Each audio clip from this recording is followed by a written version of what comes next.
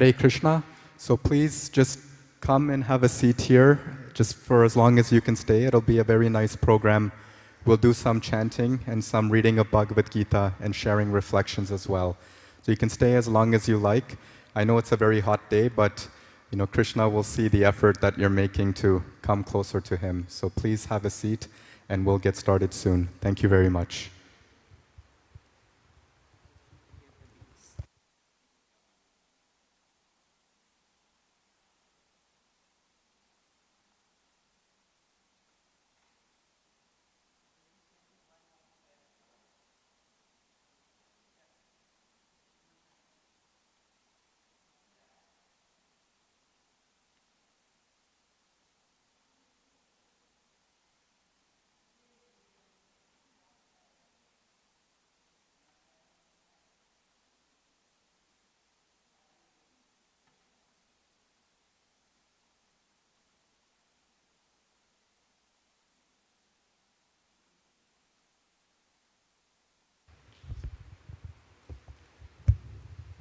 So welcome everyone to our Tuesday Sanga program. We have this program every Tuesdays happening from 6:30 to 8 o'clock. And it's just a nice way for like-minded people to come together and share our spiritual experiences and just learn a little bit more about how we can apply Bhakti Yoga into our personal life as well. My name is Punya Shravandas. This is Amala Harinam Prabhu. He's a very nice devotee that lives in the ashram here and serves full-time to help share what he's learned with others. Before we begin, I just wanted to ask if anyone is here for the very first time.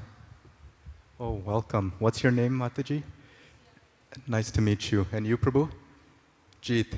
Thank you. What brings you to the temple today? Sorry. Bhakti, wonderful. And yourself? Yes, what made you come to the temple? What inspired you to come today? Wonderful, that's a beautiful answer. So all of you are very fortunate because, on a hot day like today, you're making such a dedicated effort to come, spend some time to develop your spiritual life. And, the ultimate goal is to, like I was saying, to develop love of God. So thank you very much.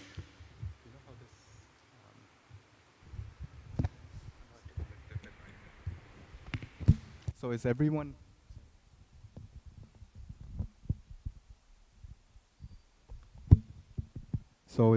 familiar with the Hare Krishna Mahamantra? Everyone knows the Mahamantra, right? So does anyone know why we're chanting the Mahamantra in this age specifically? Okay, so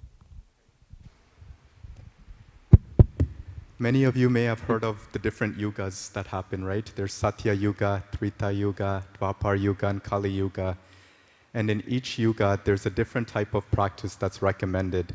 In Satya Yuga, we practice fire yagya or sacrifice. In Treta Yuga, in Satya Yuga, we practice meditation. And in Treta Yuga, we practice fire yagya or sacrifice. And Dwapar Yuga, we practice deity worship. In prior yugas, we also lived much longer. It's said in Satya Yuga, we lived for 100,000 years. In Treta Yuga, we lived for 10,000 years. In Dwapar Yuga, we lived for 1,000 years. And we see in this age of Kali Yuga, if we're fortunate, we can live for 100 years. So it's very difficult to practice some other types of yoga like meditation when our lifespan is very short. So in this age of Kali Yuga, we're very fortunate because Chaitanya Mahaprabhu, who you saw on the altar right at the front, he brought this practice of chanting the Hare Krishna Mahamantra. And he made it very easy. You don't have to go to a forest to practice yoga or meditation. You just simply have to chant the holy names of Krishna. And that's what we have here on the side, the Hare Krishna Mahamantra. So this is a beautiful 16-word sound vibration, and it means, please allow me to be engaged in your service. And what we'll do right now, because all of you are familiar with the Mahamantra, is we'll spend about 10 minutes chanting together the full mantra, and I believe all of you have some beads. If you don't, you can follow along, or you can also get some beads available in the gift shop as well. So has everyone chanted on beads before, or is it anyone's first time? First time. Okay, so we'll just show you a little bit of a demonstration. So it takes about 10 minutes or so when we chant together. There's 108 beads in one mala, and we'll keep chanting till we make a full circle. So I'll just show you briefly how that works, and please follow along as well.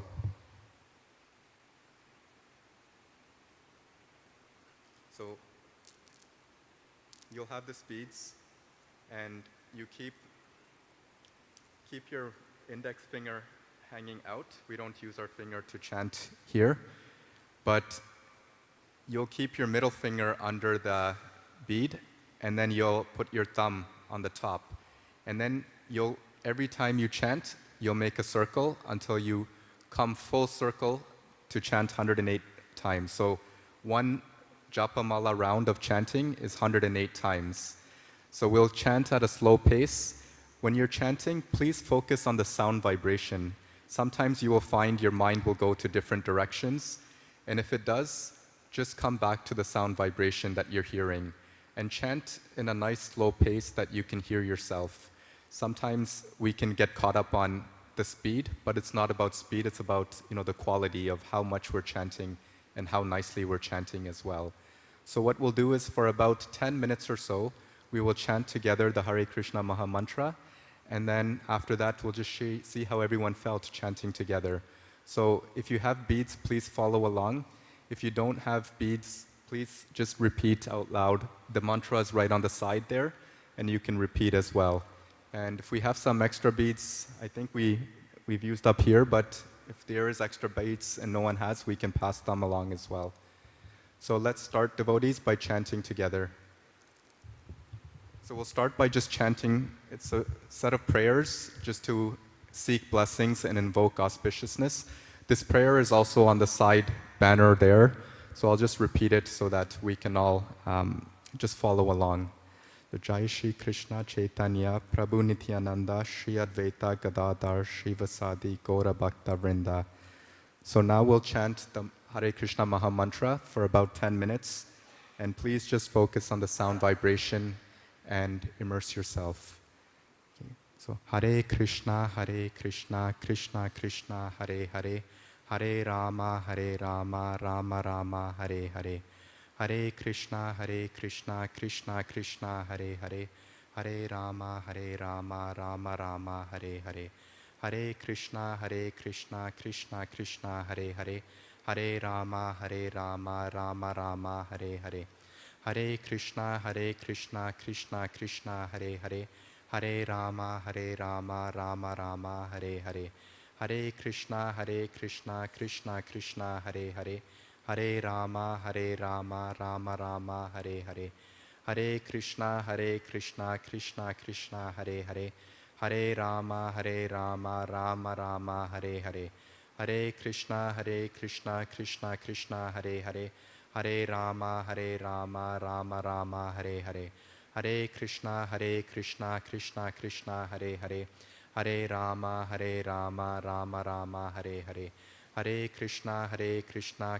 Krishna, Hare Hare, Hare Rama, Rama Rama, Hare Hare. Hare Krishna, Krishna, Hare Hare, Hare Rama, Rama Rama, Hare Hare. Hare Krishna, Krishna, Hare Hare, Hare Rama, Rama Rama, Hare Hare. Hare Krishna, Krishna, Hare Hare, Hare Rama, Rama Rama, Hare Hare. Hare Krishna, Krishna, Hare Hare, Hare Rama, Rama Rama, Hare Hare. Hare Krishna, Krishna, Hare Hare, Hare Rama, Rama Rama, Hare Hare. Hare Krishna, Krishna, Hare Hare, Hare Rama, Rama Rama, Hare Hare. Hare Krishna, Krishna, Hare Hare, Hare Rama, Rama Rama, Hare Hare. Hare Krishna, Krishna, Hare Hare, Hare Rama, Rama Rama, Hare Hare. Hare Krishna, Krishna, Hare Hare, Hare Rama, Rama Rama, Hare Hare. Hare Krishna, Krishna, Hare Hare, Hare Rama, Rama Rama, Hare Hare.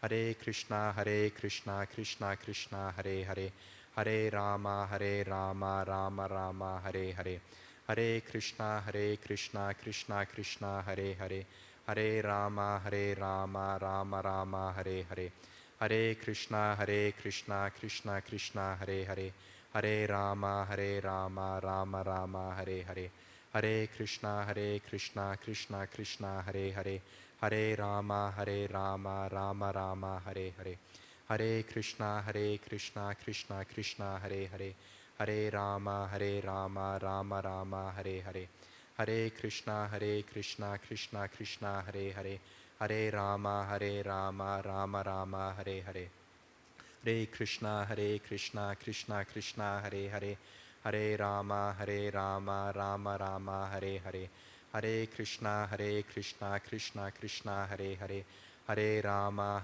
Rama Rama, Hare Hare, Hare Krishna, Krishna Hare Hare, Hare Rama, Rama Rama, Hare Hare, Hare Krishna, Krishna Hare Hare, Hare Rama, Rama Rama, Hare Hare, Hare Krishna, Krishna Hare Hare, Hare Rama, Rama Rama, Hare Hare, Hare Krishna, Krishna Hare Hare, Hare Rama, Rama Rama, Hare Hare, Hare Krishna, Krishna Hare Hare, Hare Rama, Rama Rama, Hare Hare, Hare Krishna, Krishna Hare Hare, Hare Rama, Rama Rama, Hare Hare, Hare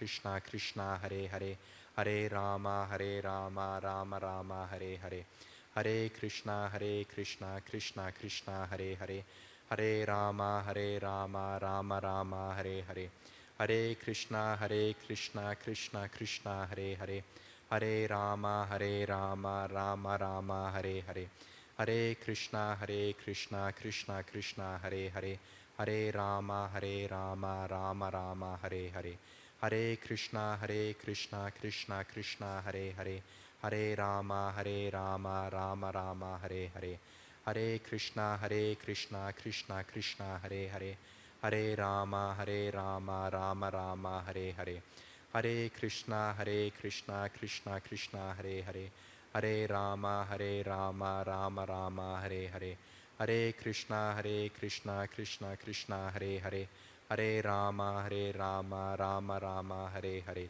Hare Krishna, Krishna Hare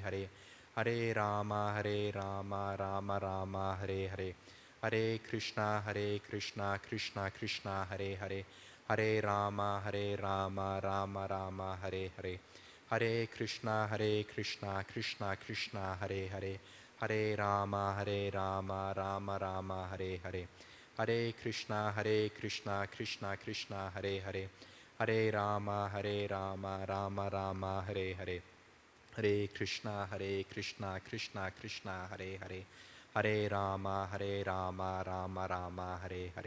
Hare Krishna, Krishna Hare Hare, Hare Rama, Rama Rama, Hare Hare, Hare Krishna, Krishna Hare Hare, Hare Rama, Rama Rama, Hare Hare, Hare Krishna, Krishna Hare Hare, Hare Rama, Rama Rama, Hare Hare, Hare Krishna, Krishna Hare Hare, Hare Rama, Rama Rama, Hare Hare, Hare Krishna, Krishna Hare Hare, Hare Rama, Rama Rama, Hare Hare, Hare Krishna, Krishna Hare Hare, Hare Rama, Rama Rama, Hare Hare, Hare Krishna, Krishna Hare Hare, Hare Rama, Rama Rama, Hare Hare, Hare Krishna, Krishna Hare Hare, Hare Rama, Rama Rama, Hare Hare, Hare Krishna, Krishna Hare Hare, Hare Rama, Rama Rama, Hare Hare, Hare Krishna, Krishna Hare Hare, Hare Rama, Rama Rama, Hare Hare, Hare Krishna, Krishna Hare Hare, Hare Rama, Rama Rama, Hare Hare, Hare Krishna, Krishna Krishna, Hare Hare, Hare Rama, Rama Rama, Hare Hare. Hare Krishna, Krishna Krishna, Hare Hare, Hare Rama, Rama Rama, Hare Hare.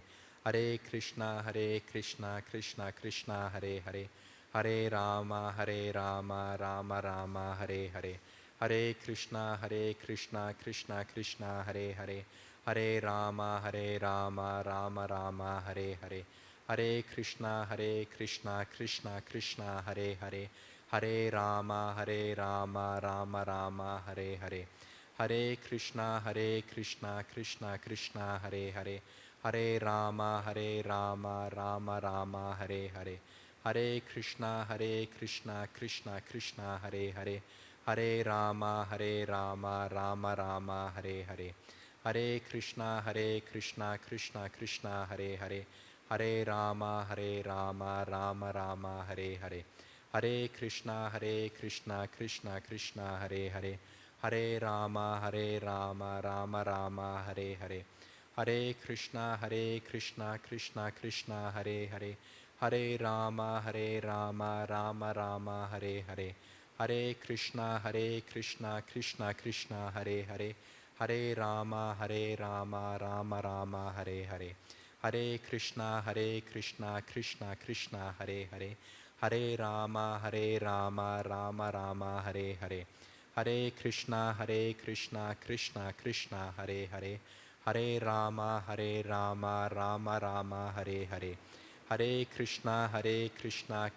Krishna, Hare Hare, Hare Rama, Rama Rama, Hare Hare. Hare Krishna, Krishna, Hare Hare, Hare Rama, Rama Rama, Hare Hare. Hare Krishna, Krishna, Hare Hare, Hare Rama, Rama Rama, Hare Hare. Hare Krishna, Krishna, Hare Hare, Hare Rama, Rama Rama, Hare Hare. Hare Krishna, Krishna, Hare Hare, Hare Rama, Rama Rama, Hare Hare. Hare Krishna, Krishna, Hare Hare, Hare Rama, Rama Rama, Hare Hare. Hare Krishna, Krishna, Hare Hare, Hare Rama, Rama Rama, Hare Hare. Hare Krishna, Krishna, Hare Hare, Hare Rama, Rama Rama, Hare Hare. Hare Krishna, Krishna, Hare Hare, Hare Rama, Rama Rama, Hare Hare. Hare Krishna, Krishna, Hare Hare, Hare Rama, Rama Rama, Hare Hare. Hare Krishna, Krishna, Hare Hare, Hare Rama, Rama Rama, Hare Hare.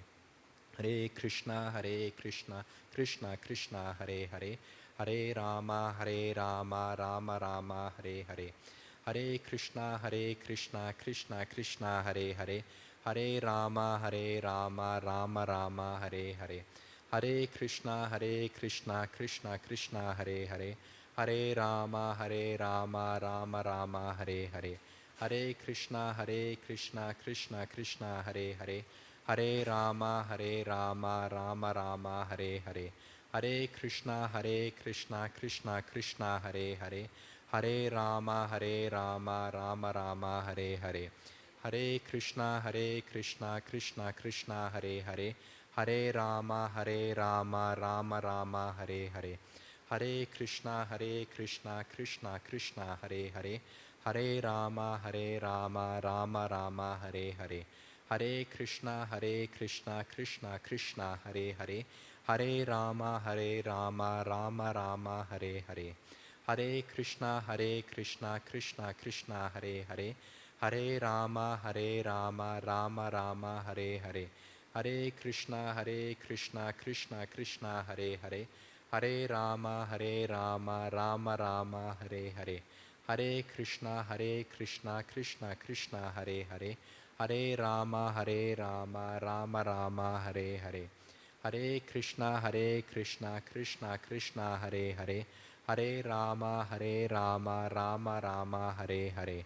Hare Krishna, Krishna, Hare Hare, Hare Rama, Rama Rama, Hare Hare. Hare Krishna, Krishna Krishna, Hare Hare, Hare Rama, Rama Rama, Hare Hare. Hare Krishna, Krishna Krishna, Hare Hare, Hare Rama, Rama Rama, Hare Hare. Hare Krishna, Krishna Krishna, Hare Hare, Hare Rama, Rama Rama, Hare Hare. Hare Krishna, Krishna Krishna, Hare Hare, Hare Rama, Rama Rama, Hare Hare. Hare Krishna, Krishna Krishna, Hare Hare, Hare Rama, Rama Rama, Hare Hare. Hare Krishna, Krishna Krishna, Hare Hare, Hare Rama, Rama Rama, Hare Hare. Hare Krishna, Krishna Krishna, Hare Hare, Hare Rama, Rama Rama, Hare Hare.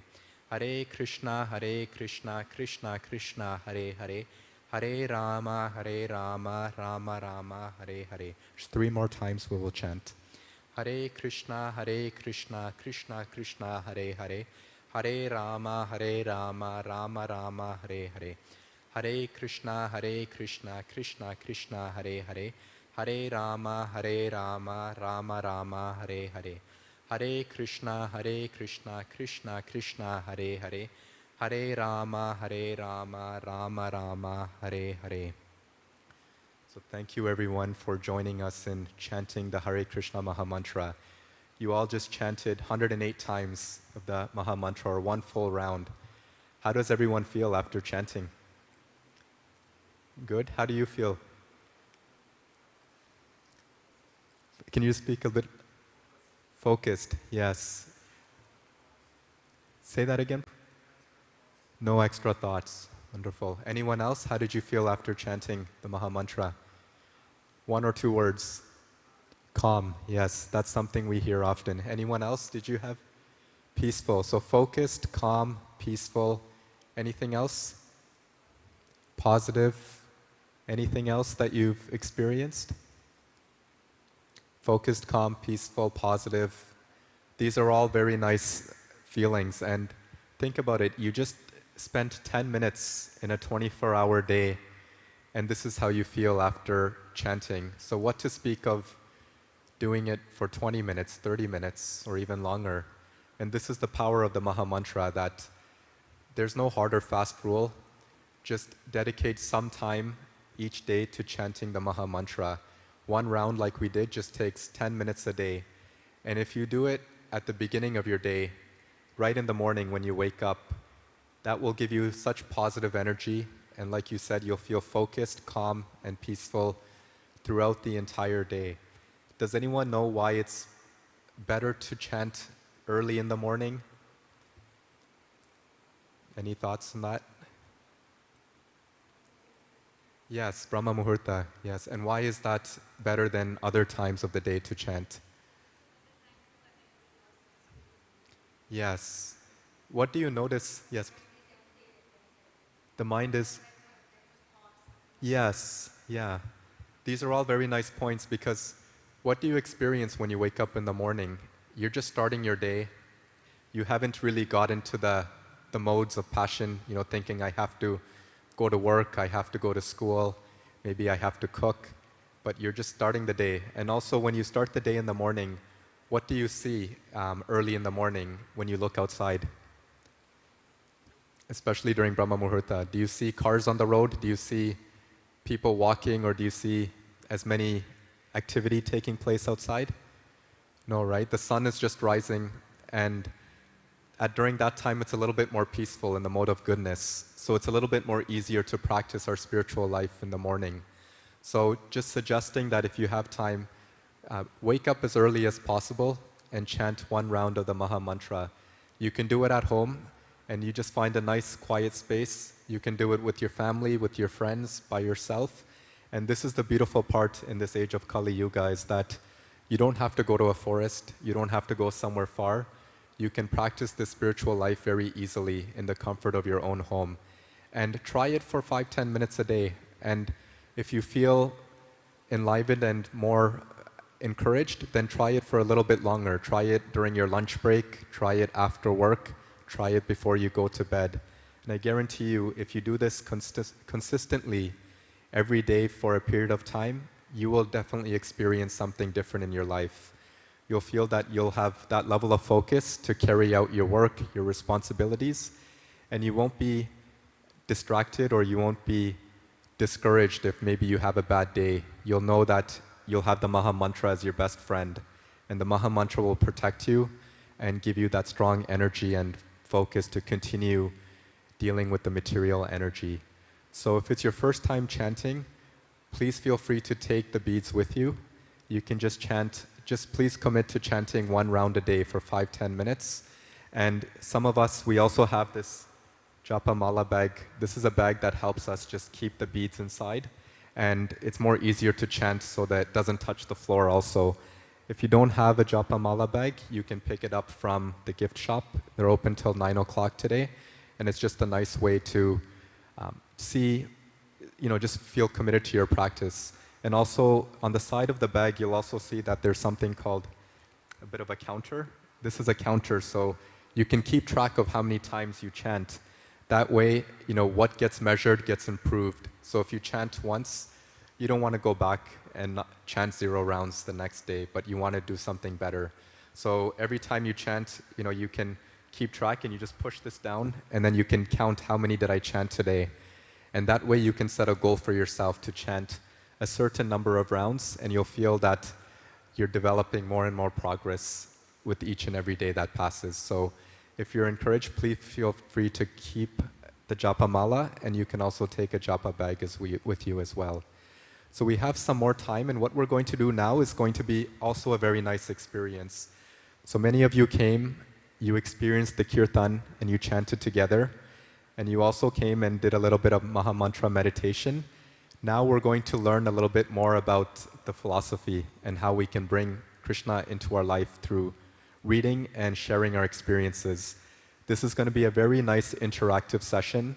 Many people have come, every Tuesdays and they feel that they have this package they can take home with them of chanting in kirtan, chanting alone with the japa bag or japa mala, and also reading together. So with that, we're going to spend some time just reading a few verses and sharing reflections from the Bhagavad Gita. We'll do that for until about 7:45, and then after that, we'll get ready for the Aarti. So please stay. This will be a very nice session, and I guarantee you it'll be memorable and you'll really experience something profound. So I'll just ask if you can just help pass these books. 1 copy each, and please stick around and just share your experiences as well. So just pass a copy along. Do you? Okay. Okay. Do you want to take the japa bag? I have already. Okay, so we can just keep it here. Thank you. Sure. So we'll just pass along the books, and please feel free to come up as well, just so it's easier to keep things interactive and feels more close and personal as well. Thank you very much. Thank you. Hare Krishna.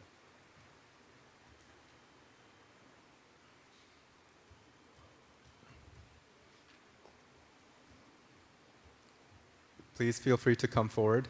It'll be nice to just come forward. You can come forward. Don't be shy. And anyone in the back that would like to come as well, please feel free to come.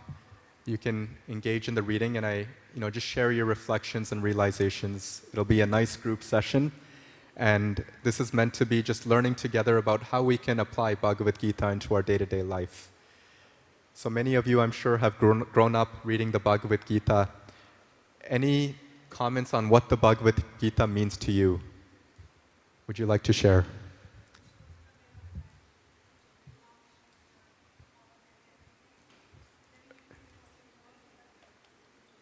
So navigating materialistic world and spiritual world. Wonderful. Yourself? Yes. Anyone else would like to share what the Bhagavad Gita means to them? So this is a beautiful book, as you all know, and like you just mentioned, it's really a guidebook on how to navigate through the uncertainties in life. We all go through ups and downs in our day-to-day life. Sometimes we have good days and sometimes we have bad days. But the Bhagavad Gita just teaches us how to navigate through those ups and downs and be equipoised. Navigate in a way that we don't get too caught up on the highs, but we don't also feel too down when the lows happen, but to be equipoised. And the Bhagavad Gita talks about so many different topics. This Bhagavad Gita is very special because it's called As It Is. There's many different versions of the Bhagavad Gita that's out there, but the reason that we specifically read from this version of the Gita is that you'll notice that when you flip through any page, it has the original Sanskrit verses followed by the English translation. So nothing has been changed from what Lord Krishna had spoken to Arjuna 5,000 years ago. So when you flip to any page, you will see here that there's the Sanskrit and then there's the English. And Sanskrit to English has been translated word for word. So you know that everything has been authorized and has been translated in a way that we get the original source. Now, if you also go to page 20, just go to page,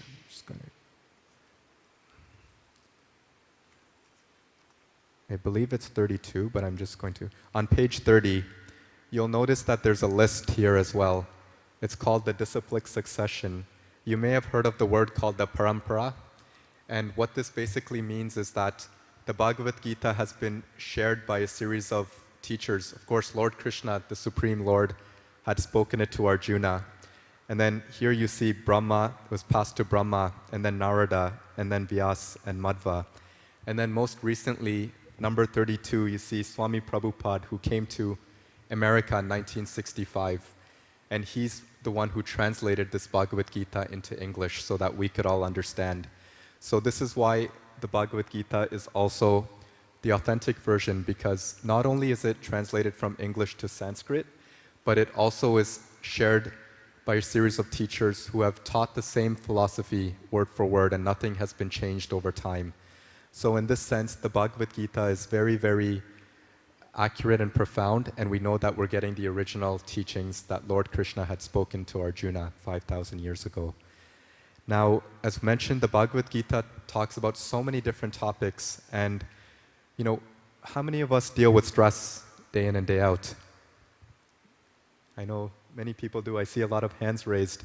So stress can come in many forms. It can come through work, it can come through family, it can come through friends, it can come through, so many different situations, financial, relationships, and oftentimes we're trying to figure out what is the best way to deal with stress. And the Bhagavad Gita teaches us, in a narrative way, just like Arjuna, he was in a battlefield and was dealing with such a high level of stress, seeing his family members in the battle and figuring out, what do I have to do in this situation? Imagine that level of stress when you're seeing your family members in a battle and you're not sure if you're supposed to fight with them or you just stand back. So that gives us a bit of perspective on what we can do in our life to, learn from Arjuna and his understanding to accept Krishna's teachings and bring this into our day-to-day life as well. So this Bhagavad Gita is very special because in 18 chapters, Krishna tells us how to navigate through this world, how to live in it, but he also teaches us how to get out of this world as well. Because we know that this world does have misery and it's temporary as well. Has anyone lived in this world without any miseries or any disturbances at all? I see everyone shaking their head. So we're all in that same boat, that we deal with so many different things. There's different stresses that we experience.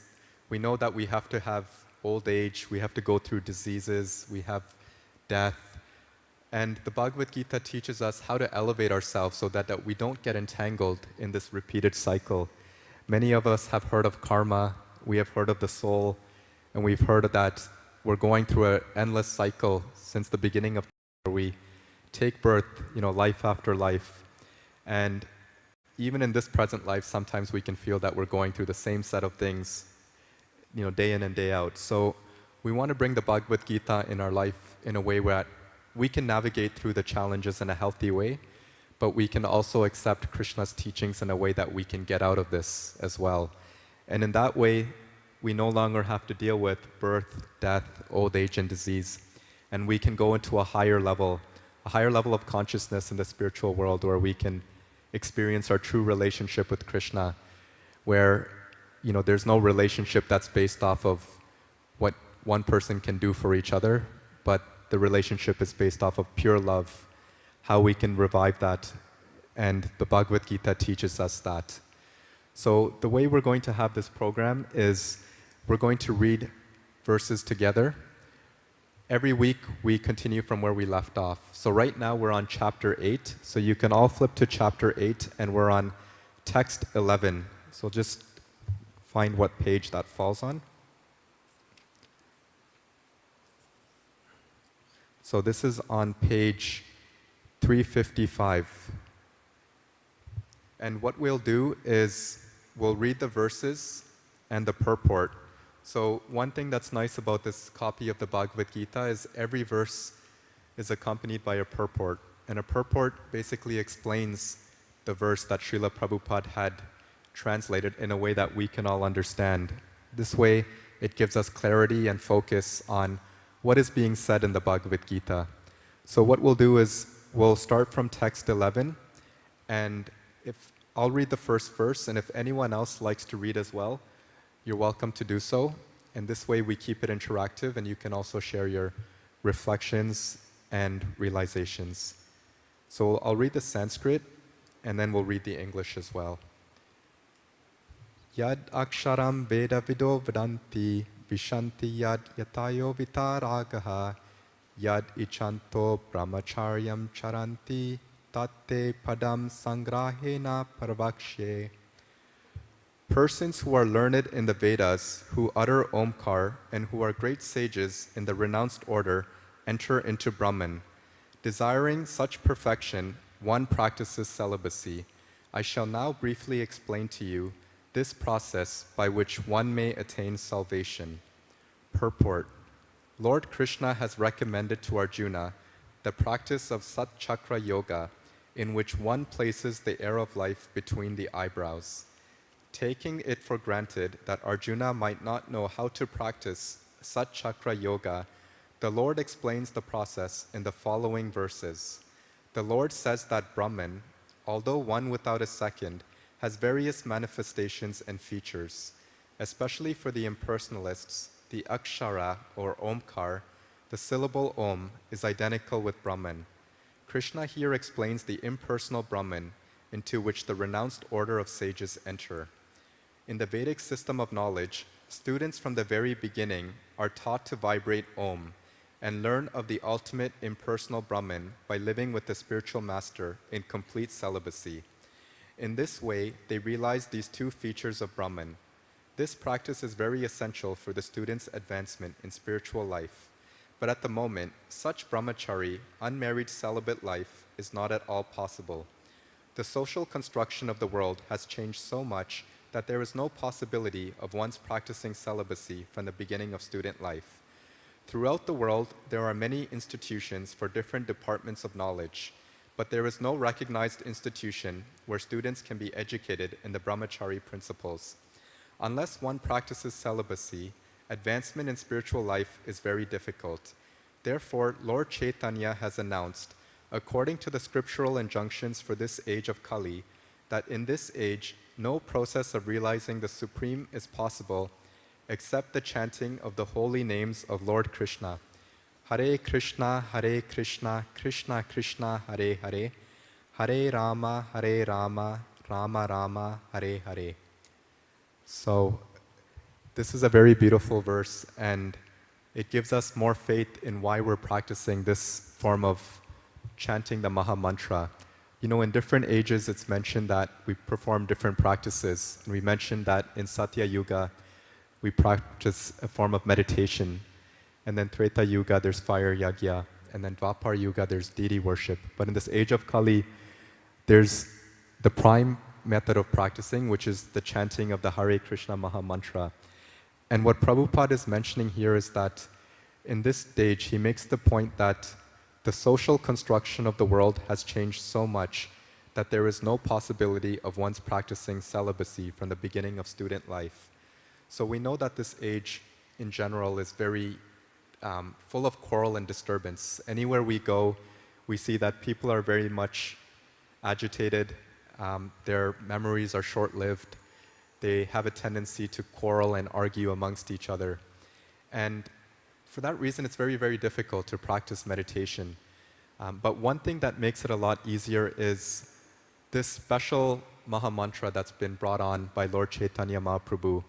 The Hare Krishna Maha Mantra is a very special mantra in this age of Kali. And it's mentioned that there's a special verse. It says, Hare Nama Eva Kevalam, Kalau Naste, Eva Naste Gatiranyata. That in this age of Kali Yuga, there's no other means than chanting the name of Krishna through the Hare Krishna Maha Mantra. And if we see, we just practiced the Hare Krishna Maha Mantra together, and everyone said that they felt a sense of calm, peace, focus, and clarity. Because when you're chanting out loud, you can hear the sound vibration, right? You can see the sound vibration is very strong, and it goes through your ear and enters into the heart. But if you practice other types of meditation, like, sitting in silence, and someone tells you, don't think of anything, what ends up happening? Your mind is still going to think of something. And that's very difficult to do, that practice of meditation. But this practice of Hare Krishna Maha Mantra is very, very practical.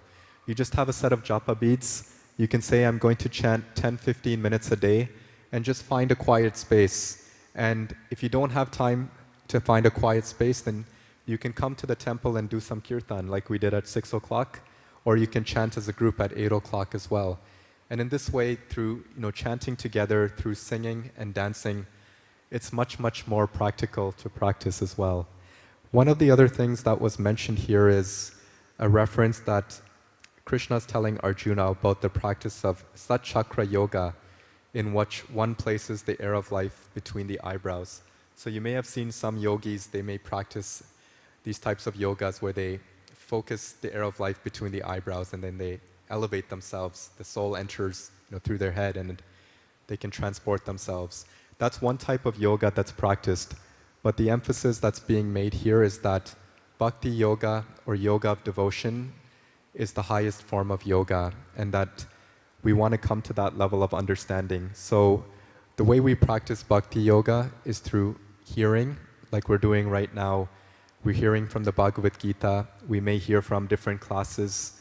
We may hear lectures, but we also hear when we're chanting as well. So we can practice this form of Bhagavad Gita through hearing, and we can also practice through chanting the holy names of Krishna as well. Because other types of yoga may not give us that full realization, but the ultimate goal, like one of what you mentioned right at the beginning, is to get to love of God. And bhakti means devotion. And if we have devotion, what does that mean? It means that we're directing our love towards something. And in this case, it's towards the Supreme Lord, Krishna. So Bhagavad Gita is very special because it talks about bhakti yoga, and it talks about how to revive our relationship with Krishna through the practice of bhakti yoga as well.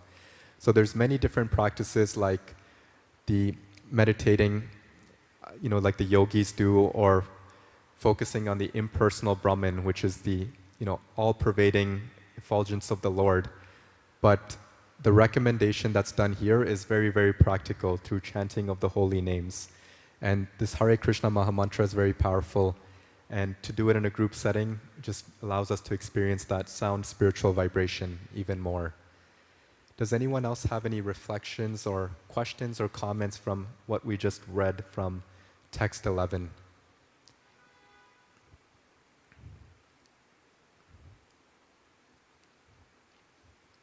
If not, we will continue our reading. Would anyone like to read from text? Would anyone like to read text 12? You're welcome to raise your hand, or if not, we can just continue on from where we left off. So we'll read text 12, which is on page 356. Sarvatvarani samyamya manoridi niryuryacha murdni adyatmana pranam astito yogadharanam. The yogic situation is that of detachment from all sensual engagements, closing all the doors of the senses and fixing the mind on the heart and the life air at the top of the head. One establishes himself in yoga. Purport: to practice yoga as suggested here, one first has to close the doors of all sense enjoyment. This practice is called pratyahara, or withdrawing the senses from the sense objects. The sense organs for acquiring knowledge, the eyes, ears, nose, tongue, and touch, should be fully controlled and should not be allowed to engage in self-gratification. In this way, the mind focuses on the supersoul in the heart, and the life force is raised to the top of the head. In the 6th chapter, this process is described in detail. But as mentioned before, this practice is not practical in this age. The best process is Krishna consciousness. If one is able to fix his mind on Krishna in devotional service, it is very easy for him to remain in an undisturbed transcendental trance or in samadhi. So this is also a very interesting verse. Anyone here have any reflections from what we just read here? It's very, very difficult. Has anyone ever tried this practice of withdrawing the senses from the sense objects? Probably not, right? It's very, very complicated. It says, should be fully controlled and should not be allowed to engage in self-gratification. But Prabhupada writes in the purport that the best process is Krishna consciousness. If one is able to fix his mind on Krishna in devotional service, it is very easy for him to remain in an undisturbed transcendental trance or in samadhi. What are some ways that we can fix our mind in Krishna? Does anyone have any thoughts? Just say one or two words. What are some ways? Do you have any thoughts?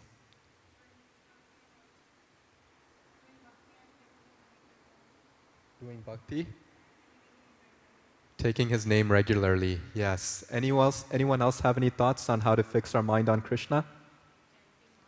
Chanting, yes. Anyone else? So this is wonderful, and this is what Prabhupada is mentioning, is that whenever our mind is deviating in different ways, we can bring it back towards chanting the Maha Mantra. And it's very much easy and recommended to do in this practice. It's not very easy to go in a secluded place and fix the life air between our eyebrows and close the windows of, the sense organs. But we can engage our senses, and this is what bhakti is. It's not about restricting our senses, but it's about engaging our senses in the service of the Lord. So if we have any desires, we don't have to give up those desires, but we can dovetail those desires in Krishna's service. So I'm going to just share some practical examples of how we can do that. So one example that was just mentioned is chanting. This is something that anyone can practice, and it doesn't require you to have any specific skills. Anyone can practice the Maha Mantra. It's very easy, and you can do it at any time, any place. Another way to utilize your senses, how many people like to eat here? I see a lot of hands raised. And what's the sense that we're using when we're eating? The tongue, right? So the tongue is very much attracted to all different types of foodstuffs. Some people like desserts, some people like sweet items, spicy. What is one other way to engage our senses? What's one way we can use our mind in Krishna service through the tongue? Can you speak loud? Chanting, anything else in terms of the tongue? Yeah, yes, that's one way, but also cooking for Krishna. So if we have a desire to eat and we have a desire for cooking, we can utilize that in a very easy way by offering it to Krishna first and then having prasadam. And if you go to the restaurant here, that's exactly one way we can use our senses. The restaurant is open till 9 o'clock, and what we're having there is you can use our tongue in Krishna's service by having prasadam. And at the same time, you can offer something to Krishna. And we have certain rules and regulations that Krishna says that he will accept, things that are vegetables, fruit, water, he will accept, and we offer it with love and give it to him. Then that's one way that we can utilize our sense of the tongue. What is one way that we can utilize our eyes in Krishna's service to keep our mind from being, deviated? I heard something. What is that?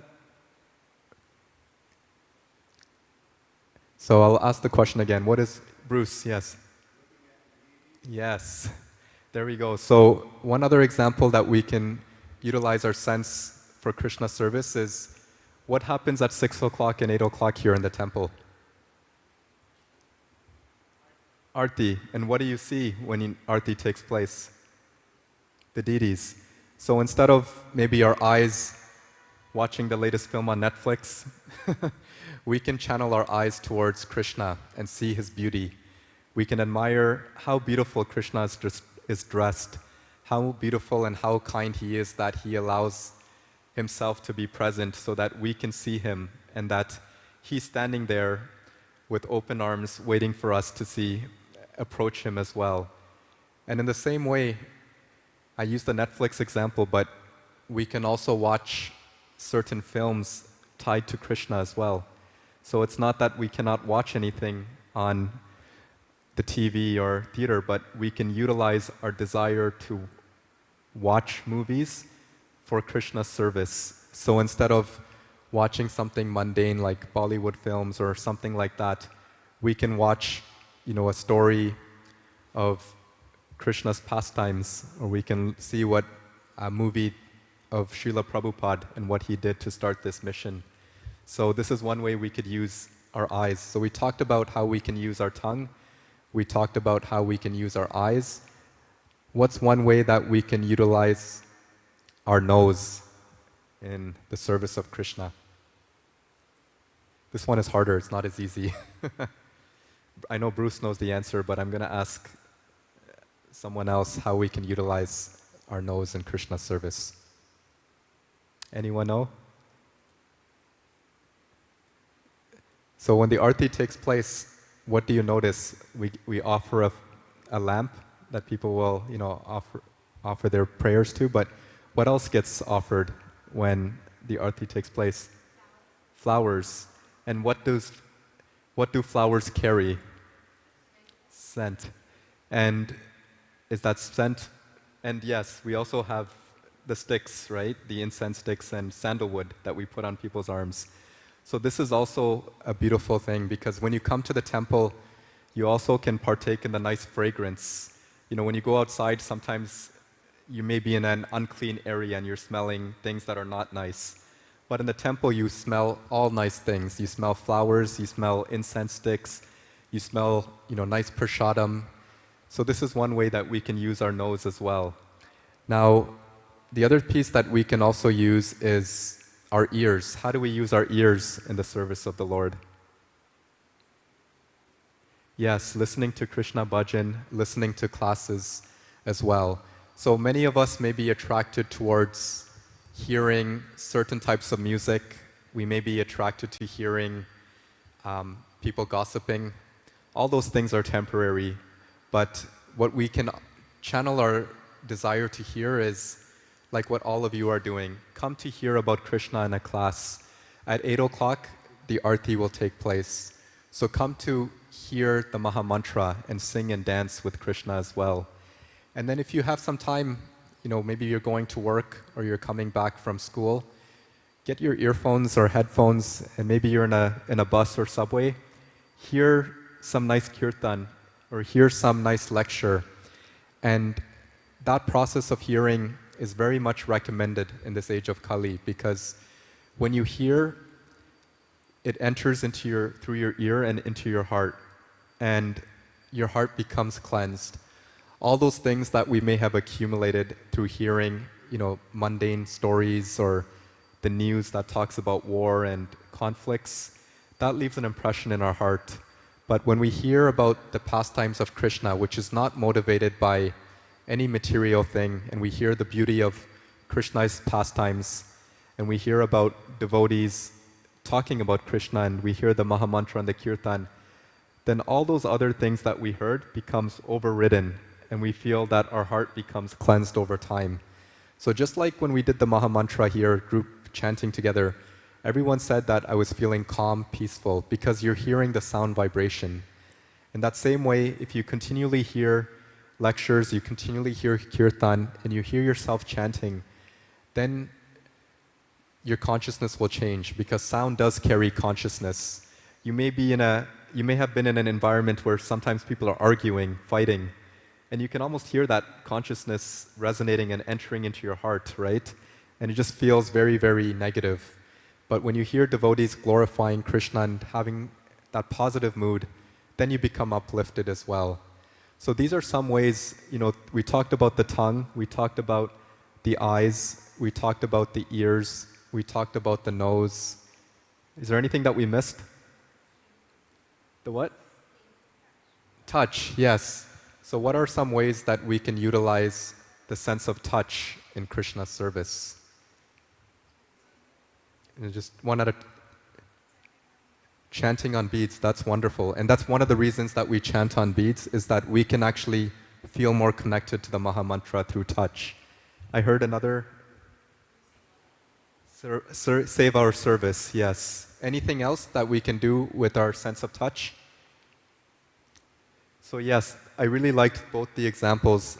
We did a bit of service through chanting on the beads and seva as well. And what are some examples of hands-on seva that we can do with the sense of touch? Anyone have any thoughts?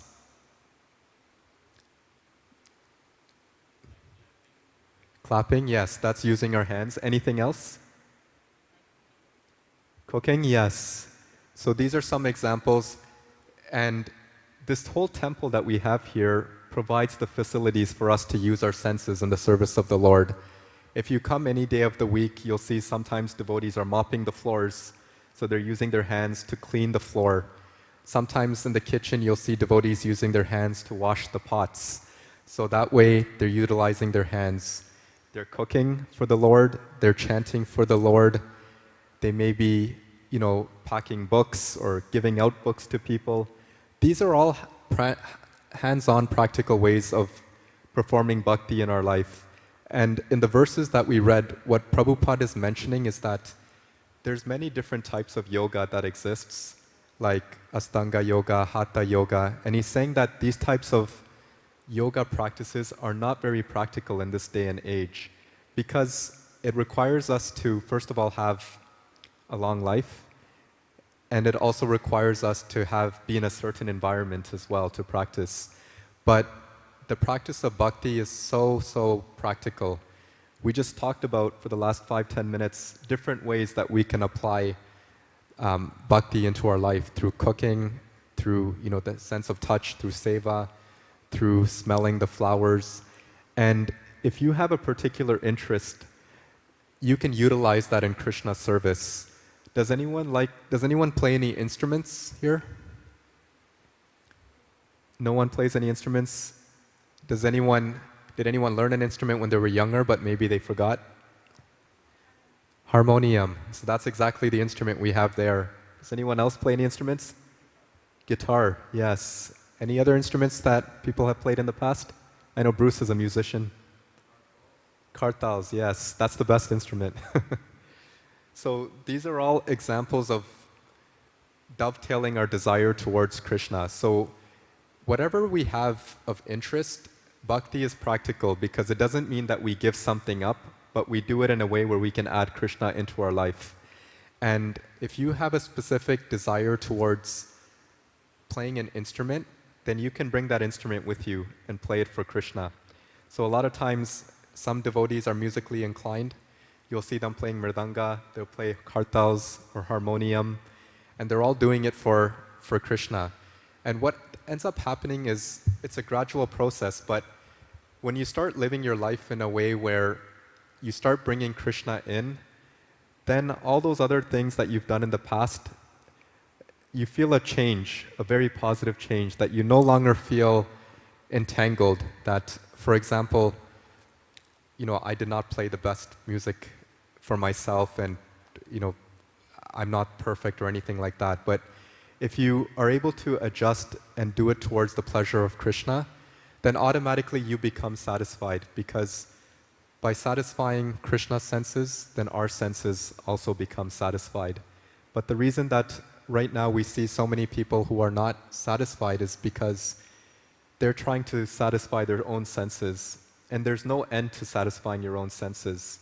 If you look at many of the people in this world, they're often chasing after something, right? They're chasing after wealth, they're chasing after position, they're chasing after prestige. And even if someone acquires $1 million, what is it that they want more of? They want more money, right? If someone gets promoted, what is it that they're looking for? The next promotion. No one's ever satisfied by just one specific thing. And this is the nature of the material world. It's orchestrated by Krishna in a way that the living entities are continually hankering after something. And they keep, the saying goes, chewing the chewed. So you keep doing the same thing over and over. And there's never end towards that level of hankering. And if you just take a break and you pause and you see, I keep going through the motions, but am I actually satisfied here? You may have a realization that, no, I'm not. I just feel like I'm entangled in this never-ending cycle. And this material world is structured in that way that the living entities are often chasing after something. And there may be certain living beings that are very fortunate who come to the realization that, oh, this is maybe not what this life is meant to be. And sometimes we learn that through difficult times and difficult experiences. We may go through some hardships in our life. I asked earlier if anyone, lived a life free of miseries or free of suffering, and everyone shook their head. So we all know that in this world there's going to be these situations. Now the question comes, what is it that we're going to do when we get into this stage of our life? Are we going to become more and more entangled and say, why is it that this happened to me? And repent or resent ourselves? Or are we going to see, how can I come out of this in a very, very healthy way? And this is what the process of bhakti is. If you look at the Bhagavad Gita, Arjuna was placed in the most difficult and trying circumstance of all. And Krishna put Arjuna in this position so that he can allow us to learn from his experience and bring it to our own life. So the next time we're at work or we're at school and we feel that maybe we did not get promoted, we did not get that raise, we could reflect a little bit and see, maybe I can change my desires towards working for Krishna. And in that way, I'm not so much attached to the result of the work, that I'm doing this as a service to please Krishna. And whatever earnings I make, maybe I save some money aside and I help make a donation, or maybe I help sponsor a meal that the temple can serve on Sunday to 300, 400 people that come. In this way, we're using our natural propensity to work, but we're changing our consciousness towards Krishna. And in that way, the next time when something happens in our life, we don't feel as implicated in the material world that it pushes us down into a space where it's difficult to come out of. So these are just some practical ways that we can take bhakti into our life and utilize it as well. I'm sure many of us are working, or many of us are students, and we can chant in the morning, we can chant during lunch, we can chant in the evening. We can also cook for Krishna, we can work for Krishna, and this is one very, very practical way. And right now is a very special time of the year, because does everyone know what's going to happen in 3 weeks from now outside? Radha Yatra, yes. So Radha Yatra is a beautiful festival that takes place in mid-July. It's July 12th and 13th of this year. And we'll have, I think, 25,000 people that come to the Central Island on Saturday and Sunday. And they're all spiritual seekers looking for something. And what do we do in Radha Yatra? We serve prasadam, we chant the holy names of the Lord, we dance, we learn from each other, we distribute books. And these are all just ways to share this knowledge with others as well. So please also block your calendars on July 12th and 13th to come to Radha Yatra and also learn a little bit more about this practice of bhakti as well. Bhakti is the most easiest type of practice in spiritual life. It's active engagement of the senses. And all of us need to keep ourselves busy. It's very difficult to just sit in one spot and remain idle. So the way to do that is keep ourselves busy by finding some engagement for Krishna. And even at work, we can think of Krishna. We can chant before we go to work. We can tell ourselves that today I'm going to, dedicate this day towards you, Krishna, and whatever happens is for your benefit as well. So these are just some nice examples of how to practice bhakti, and it was nice to hear from everyone the practical aspect of how to bring this into our life as well. Does anyone have any questions or realizations or comments from what we just discussed right now, the verse?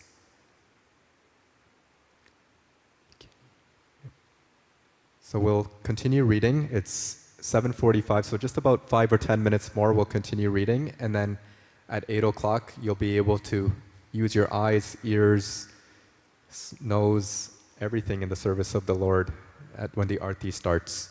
So we'll continue from text 13. Would anyone like to read text 13? Bruce, please go ahead. Yes, I think we have, you can just share, maybe you can just share. We'll read the Sanskrit and the English as well. Okay, I can read the Sanskrit. Do you want me to? Or okay. Om miti ekaksharam brahma vyaharamam anusmaran ya prayati tyajandeham sayati paramam gatim.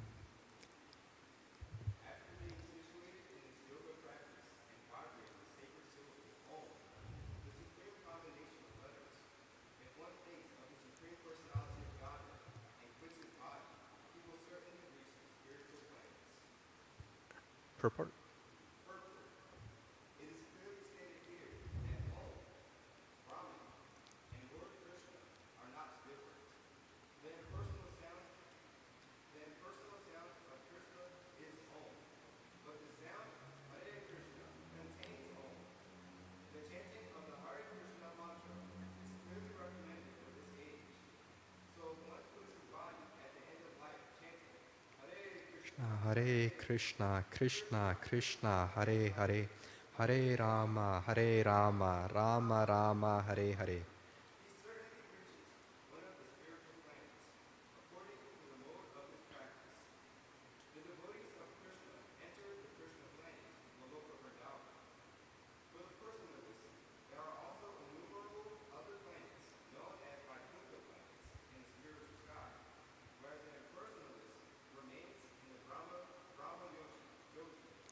Thank you very much, Bruce. So this is also a beautiful verse because it talks about the effects of practicing bhakti yoga. Has everyone heard of karma? What does karma mean to you? What goes around comes around. Yeah. Anyone else have any thoughts on what karma means? Bruce, yes. Yes, results of past activities. Anyone else want to share? You get what you deserve. Yes. Anyone else? I think those are all really nice points. So we all believe in karma, right? And we all know about the soul as well. So what is the linkage between the soul and karma? I'll give you some time to think through that. Any thoughts? What is the link between karma and the soul? Sorry, I didn't hear. Right, she said the soul goes through the karmic debt. Yes. Anyone else have any reflections on that? So this is a very nice point you're making. And what we read here is that one who quits his body thinking of chanting the Maha Mantra and thinking of Krishna achieves the spiritual planets. So we all have different activities we've performed, and that gives us some karmic reaction. And we all accept reincarnation, right? Taking repeated births, life after life. So based on our past activities, that determines where we're going to take birth as well, that the soul will acquire a certain body based on his or her karma, and they're forced to take birth in that body. So there's different planetary systems. This planetary system is known as the middle planetary system. And there's lower planetary systems, and there's also, the heavenly planets as well. So based on our karmic activities, in different births, we may end up being in different planetary systems. And what is it that drives where we take birth? We kind of read about it here, but what is it that contributes to that? Does anyone know? Karma, yes. Any other points? So it's karma, it's the actions that we perform, right? Because ultimately, our actions have a reaction. And if we perform good deeds, it'll result in a certain level of positive results. If we perform negative actions, it will have negative results as well. So in this way, we go through our lives performing so many different types of activities. And sometimes we take birth in higher planetary systems.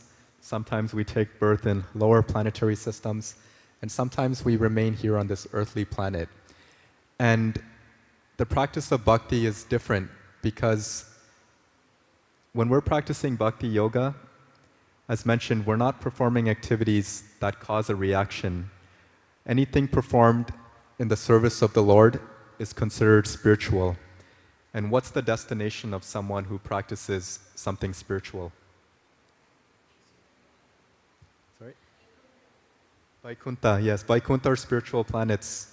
And this is the emphasis that's being made here, is that the reason we're performing bhakti yoga and we're performing all these activities, like engaging our senses, we talked about using our tongue, our nose, our ears, the sense of touch, is so that we can engage ourselves positively, so that no longer are we accumulating those karmic reactions. Krishna says, what's one of the most famous verses in the Bhagavad Gita that Krishna says in chapter 18? I think you all know it. Does anyone know the verse? Do you know Sarva Dharmam? Does anyone know that verse? Sarva Dharmam Parityajya Mamekam Sharnam Braj Ahatvam Sarva Papebhyo Mokshyashyamam Suchaha. It says, abandon all varieties of religion and surrender unto me. I will protect you from all sinful reaction. Do not fear. So, what is it that people fear the most in this world? What is that? Anything else people fear? Maybe taxes, or whether they're going to get promoted, or all those things. But ultimately, it comes down to death. And why is it that people are fearful of death? Yeah, they don't know what their destination is.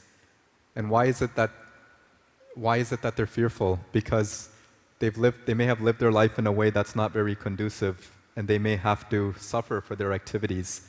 So sometimes people use terms like you're going to hell or something like that because of some activities that were not favorable. So everyone has this realization in their heart that they know that they must perform their activities in a way and that will have some result. And the ultimate goal is to not take birth again in this material world, whether it be the heavenly planets or the lower planets, because all these planets, there's some form of misery. There's still birth, there's still death, there's still old age, there's still disease. But in the spiritual world, there's none of this. Everything is eternal, and one who goes there never has to come back. So when we start taking bhakti into our life, and we start cooking for Krishna, we start, coming and looking at the deities, we start chanting the Maha Mantra. As mentioned, all the other past karma becomes dissolved. Right now it's a very hot day and you see the fan spinning. What happens when you turn off the fan? What ends up happening? I heard something. When you turn off the fan, what do you see in the blades?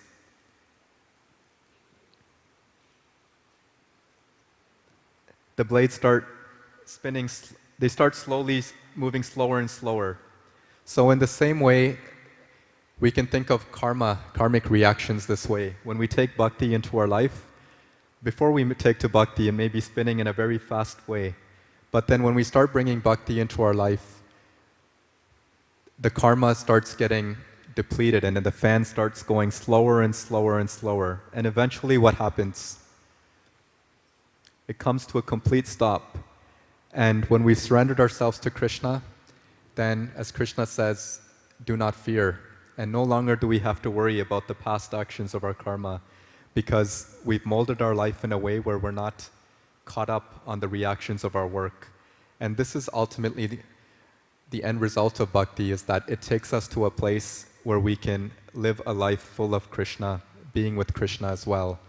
And if we look at the modern day life, there's so much disturbances, there's never-ending wars, there's never-ending conflicts. And none of us want to be here. We all want to be in a space where we can sing, play, dance, be with Krishna fully. And the practice of bhakti provides us that opportunity. So what Prabhupada is mentioning in this verse is that the devotees of Krishna enter the Krishna planet, Goloka Vrindavan. So we want to enter that planet, and the means to enter that planet is towards the practice of bhakti and allowing our karma to be minimized to the point that it's no longer there and we get a spiritual body. And we must know that anytime we take birth and we have a material body, it's because of our past karma. But when we have a spiritual body, it means that no longer is there any karma as well. So when we practice Krishna consciousness fully, we achieve that platform of almost having a spiritual body, because when you do this for 10 years, 20 years, 50 years, your entire life, then you start becoming very enlivened and effulgent, and no longer do you feel entangled. That's why you see so many devotees, they may be old, but they're very young at heart and very active, because their life is very healthy, clean, and it's engaged in the service of the Lord. So no longer do they become entangled in these reactions. So anyone have any comments or reflections from what we read so far? I'll just take a quick time check. So we're just 5 minutes away, and the next verse is a bit longer. It's text 14. So we'll pause here, and one thing that we just humbly request is, many of you have come to this Tuesday Sanga program for the first time. We have this program every Tuesdays from 6:30 to 8 o'clock. We also have other programs throughout the week. Tomorrow we have a nice program called Meditation Party, where you can also engage your senses. You can, hear and dance for the Lord. On Friday we have a program called Divine Dialogue. So this whole temple is arranged in a way to facilitate your spiritual life, that you don't have to feel you're alone and you have to practice by yourself, but you can come and be around like-minded people. And when you're around like-minded people and you're associating, you become more stronger in your spiritual life as well. So please make a habit to come to any one of these programs. We have our website, torontokrishna.com, that provides more background on all the different programs that are taking place. And of course, on Sundays, we have our largest program of the week called the Sunday Feast, which happens from 5:30 to 9 o'clock. There's nice kirtan, prashadam, lectures, a nice way to just associate with devotees in a grander scale. And Radha Yatra is coming on July 12th and 13th, so please participate in that as well. So today we spent some time doing japa, or chanting the Maha Mantra. We also read from the Bhagavad Gita. We just read 3 verses, but we had some very nice conversations and discussions.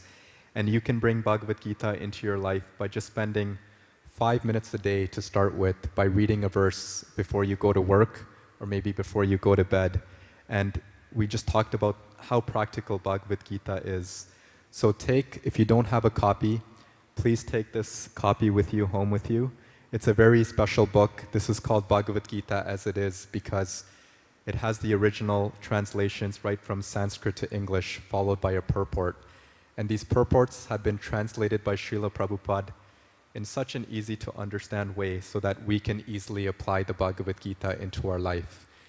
Please don't say that I'm going to wait till I retire to read Bhagavad Gita. The Bhagavad Gita is meant for all ages, and it's meant for us to go to the spiritual planets to be with Krishna and revive our eternal consciousness. So all it takes is 5 minutes a day.